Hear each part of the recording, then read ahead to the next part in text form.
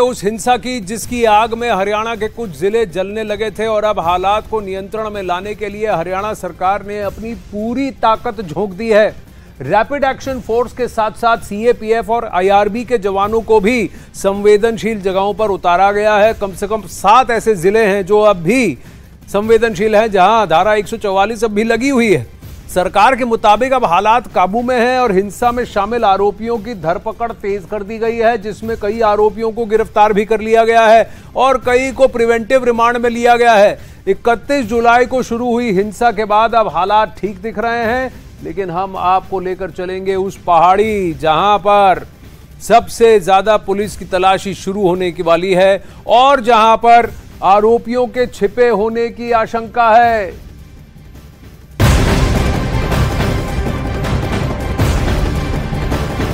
हरियाणा के नूह में हुई हिंसा की जांच जारी है। दंगाइयों की तलाश में पुलिस की अलग अलग टीमें लगातार छापेमारी भी कर रही है। जांच टीम नूह के उस पहाड़ की भी जांच करेगी जहां से हिंसा के दौरान फायरिंग करने का दावा किया गया था। सूत्रों के मुताबिक इस पहाड़ पर हिंसा से जुड़े कई सारे आरोपी छिपे भी हो सकते हैं। ये वही पहाड़ी है जहां से चश्मदीद और उस एसएचओ की एफआईआर में भी कहा गया है कि फायरिंग हुई थी। कई सारे चश्मदीद जो उस यात्रा के पात्र थे, यात्रा में थे, उनका कहना है कि इस पहाड़ी पर से अगर कोई छुपकर पोजीशन लेकर फायरिंग कर रहा है तो ये अकस्मात या अचानक भड़की हिंसा कैसे हो सकती है। 600 से 700 लोगों की बात एसएचओ की एफआईआर में की गई है जो न्यूज 18 के पास लगी है। न्यूज 18 के पास है, उसको पढ़ने से साफ दिखता है कि ये सोची समझी प्री प्लान साजिश थी। ये खुद एसएचओ का कहना है कि अचानक से ये भीड़ तावरू गांव से की ओर से आने लगी और इन्हीं पहाड़ियों से फायरिंग हुई थी।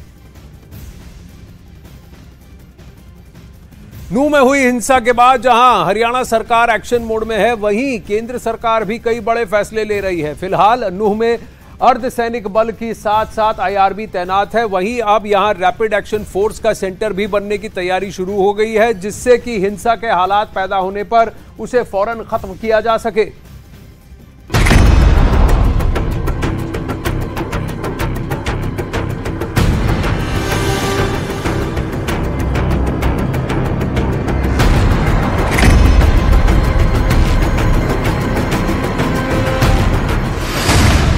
दंगाइयों के खिलाफ सरकार का बड़ा प्लान, हिंसा से निपटने का ब्लूप्रिंट तैयार। नूह में बनेगा रैपिड एक्शन फोर्स का सेंटर। नूह में हुई हिंसा के बाद सरकार दंगाइयों और उपद्रवियों को ऐसा सबक देना चाहती है जिससे कि वो आगे कभी भी ऐसी हरकत करने की सोचे भी ना, और अगर वो ऐसी साजिश रचते भी हैं तो अंजाम देखकर उनकी रूह कांप जाए।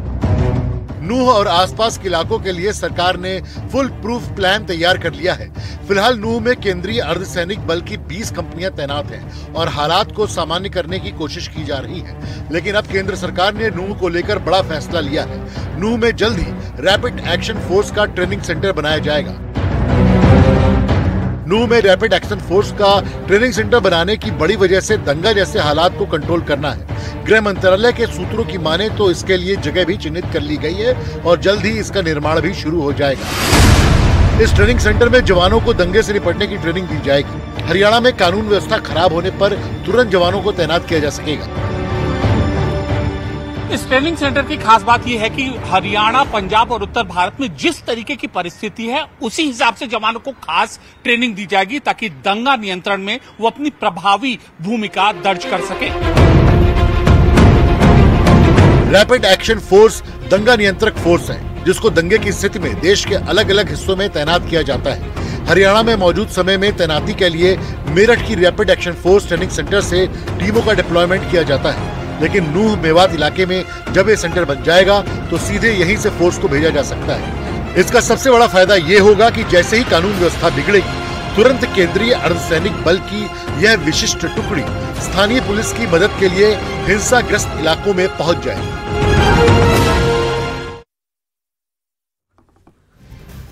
तो ये वो पहाड़ी है जहां पर अब पुलिस अंदर घुस करके वहां पर भी पूरी तरह से कोम्बिंग ऑपरेशन और सर्च करने वाली है। इसलिए क्योंकि उनको लगता है, पुलिस को लगता है कि कई सारे एक्यूज्ड आरोपी इस पहाड़ी में छुपे हैं, वो कौन सी लोकेशंस थी जिनका की इस्तेमाल किया गया ताकि वहां से बैठकर हाई पॉइंट से फायरिंग की जाए और वो भी चुनकर फायरिंग की जाए। अगर एसएचओ की एफआईआर, जिसका मैं पहले जिक्र कर चुका हूं, उसकी बात करें तो उसमें साफ लिखा है कि फायरिंग हुई थी और एक अधिकारी को, जो थाना सेक्टर 40 के एसएचओ थे, उनको पेट में गोली भी लगी थी।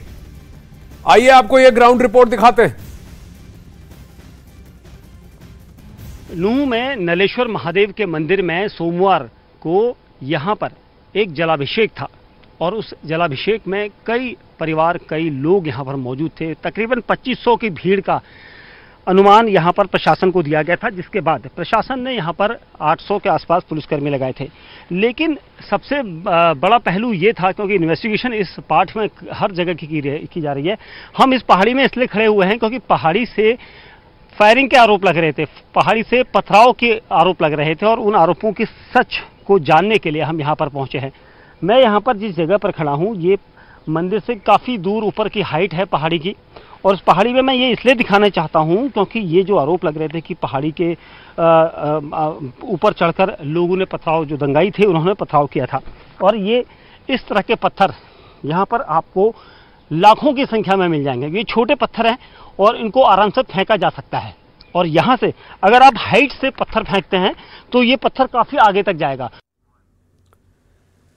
दीपक बिष्ट इस वक्त हमारे साथ लाइव जुड़ रहे हैं। दीपक, अभी हमने आपका ग्राउंड रिपोर्ट देखा जहां आपने पत्थरों की बात की। कई जगह, कई चश्मदीद और कई एफआईआर में लिखा है कि भारी भारी पत्थर फेंके गए थे। ये पत्थर वहां पर अनायास ही पाए जाते हैं या फिर ऐसा लग रहा है कि इनको ला करके वहां पर रखा गया है? और क्या कुछ जानबूझकर वेंटेज पोजीशंस चुने गए थे? कई बातें ये भी कही जा रही है कि वहां से कुछ लोकेशन से फायरिंग भी हुई थी, हाइट से फायरिंग की गई थी। यहां से उस मंदिर की और जहां पर यात्रा पर अटैक हुआ उसकी दूरी कितनी है जहां से आप खड़े? देखिए आनंद, मैं बिल्कुल मंदिर के ठीक बाहर की तरफ हूं और जो पहाड़ियां हैं मेरे ठीक पीछे की तरफ पहाड़ियां हैं। मंदिर और पहाड़ियों की जो दूरी है, अगर हवा की बात करें तो वो 50 मीटर होगी और जमीन से थोड़ा ज्यादा होगी, क्योंकि जो पथराव हो रहा था, जो आरोप लग रहे थे कि फायरिंग इन पहाड़ियों से हो रही थी, ये वही पहाड़ियां हैं और मंदिर की तरफ टारगेट करके फायर किए गए थे, ऐसे आरोप लग रहे थे। और कई वीडियोज वायरल हुए हैं, इन वीडियोज में भी साफ तौर पर दिख रहा था, क्योंकि मंदिर के ठीक बगल में ये पहाड़ियां हैं और इसका इस्तेमाल यहाँ पर दंगाइयों ने बखूबी किया था और ये सब कुछ वीडियो में भी दिख रहा था।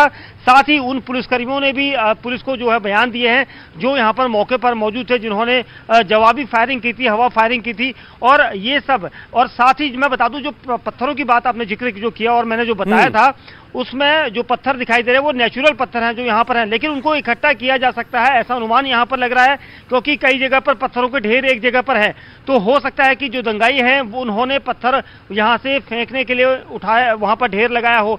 साथ ही यहाँ पर अगर पहाड़ी पर छिप जाए तो किसी दंगाई को कोई देख नहीं सकता, अगर मैं यहाँ से पहाड़ी की तरफ किसी को देखना चाहूं, लेकिन पत्थरों, जो पहाड़ में छिपे हुए लोग हैं वो आसानी से नीचे लोगों को देख सकते थे और इसी का फायदा उठाया गया था। मैं बस जल्दी आपसे जानना चाहता हूं दीपक, जिस लोकेशन से आपने अभी थोड़ी देर पहले ग्राउंड रिपोर्ट दिखाया जहां पे आपको पत्थर मिला, वहां तक पहुंचने में आपको कितना समय लगा? यानी अगर कोई अचानक से लड़ाई झगड़ा शुरू होता है तो क्या वो अकस्मात ही वहां पहाड़ी के ऊपर पहुंच के पत्थर फेंक सकता है या उसके लिए पहले से तैयारी करके सुनिश्चित तरीके से आपको वहां पहुंचने की आवश्यकता होगी? देखिए, एक समय लगता है आनंद, क्योंकि झाड़ियां हैं और पहाड़ की हाइट है, उस पर कम से कम 25 से 30 मिनट का समय लगा था मुझे जाने में, क्योंकि मैं अभी ऊपर भी नहीं चढ़ पाया था, तो क्योंकि सांस फूल गई थी और इसका वजह साफ थी कि क्योंकि बिल्कुल खड़ी चढ़ाई थी और वहां पर जाने के लिए 15 से 20 मिनट नहीं बल्कि 25 मिनट कम से कम चाहिए। जो भी अगर वहां पर दौड़ लगाकर अगर वो जाता है तो 20 मिनट लेगा। लेकिन जिस तरह से भीड़ दिखी थी हमें पहाड़ पर, जो वीडियोज वायरल हुए थे, वो सब इसी इन्वेस्टिगेशन का इस वक्त हिस्सा बने हुए हैं। जी दीपक, यानी आपका ये कहना है कि अकस्मात अगर कहासुनी होती है दो गुटों के बीच, उसके बाद अगर हिंसा भड़कती है तो इनका यहां तक पहुंचकर वहां से पत्थर फेंकना हो सकता है क्या? 25 मिनट अगर लगते हैं, खड़ी चढ़ाई है और सांस फूल जाती है तो, या फिर ये पहले से तैयारी करके आए थे कि इस जगह पे अपने आप को स्टेशन करना है ताकि हम इनको घेर के मार सके? ये अब इन्वेस्टिगेशन का मामला है।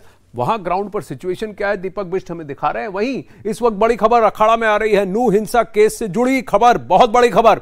हिंसा मामले में गिरफ्तार आरोपियों से पूछताछ में एक बहुत बड़ा पर्दाफाश हुआ है। पुलिस के मुताबिक आरोपियों ने कबूल किया है। आरोपियों ने कबूल किया है कि पूरी प्लानिंग के साथ भीड़ पर अवैध हथियारों से फायरिंग की गई थी। भीड़ यानी कि यात्रा में आए लोगों पर, साथ ही पुलिस और भीड़ पर पत्थरबाजी भी की गई।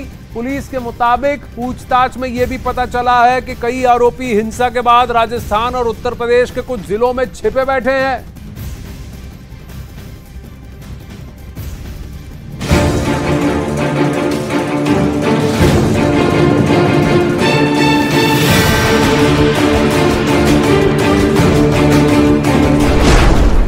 हिंसा में बड़ा पर्दाफाश, सामने आया हिंसा के पीछे का सच।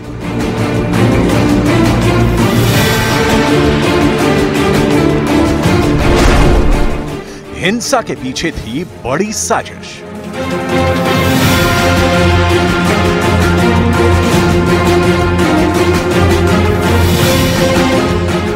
नूह में 31 जुलाई को जिस तरह से हिंसा भड़की थी, उसके पीछे बड़ी साजिश की आशंका जताई जा रही है और पुलिस की जांच में भी ये साजिश वाली थ्योरी पुख्ता होती जा रही है। पुलिस की जांच में ये साफ होता जा रहा है कि पूरी प्लानिंग के तहत नूह में हिंसा भड़काई गई थी, जिसकी आग गुरुग्राम तक फैली। उपद्रवियों ने जमकर पत्थरबाजी और आगजनी की थी और इस हिंसा में अवैध हथियारों का भी इस्तेमाल किया गया था।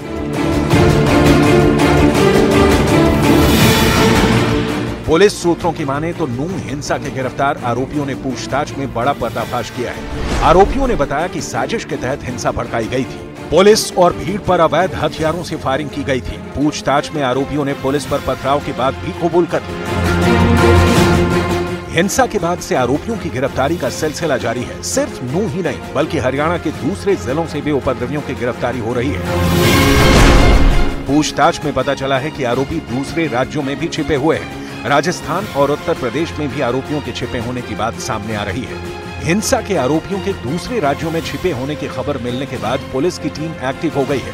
आरोपियों ने राजस्थान के उदयपुर, उत्तर प्रदेश के मेरठ और उत्तर प्रदेश के अलीगढ़ में छिपे होने की आशंका है।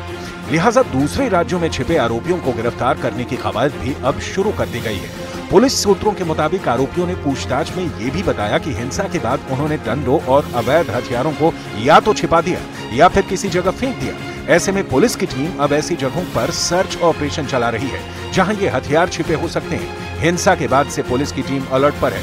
हर उस जगह पर सर्च ऑपरेशन चलाया जा रहा है जहां आरोपी छिपे हो सकते हैं।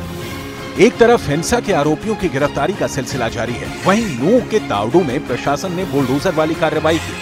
सरकारी सूत्रों के मुताबिक यहां सरकारी जमीन पर अवैध रूप से बनाई गई थी। सूत्रों के मुताबिक इन झुग्गियों में रहने वाले लोगों पर हिंसा में शामिल होने का आरोप है।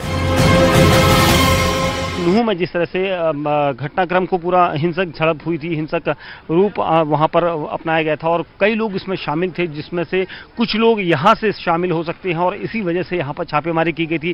छापेमारी के बाद पूछताछ शुरू की गई थी, क्योंकि यहां पर जो भी लोग रहते हैं वो बाहर से आए हैं, कहां से आए हैं, ये पूछताछ का यहां पर विषय था। लेकिन उसके बाद जो कार्रवाई हुई वो अचानक हुई है और बुलडोजर कार्रवाई को करने के बाद ये यहाँ पर आप तस्वीरों में देखेंगे सब जगह पर इस तरह से अब लोगों के जो घर हैं वो यहाँ पर तोड़े गए हैं। नूह के आसपास के इलाकों और कई गांवों में भी तलाशी अभियान चलाया जा रहा है। इन जगहों पर कई लोगों को हिरासत में लिया गया और कई आरोपियों को गिरफ्तार भी किया गया।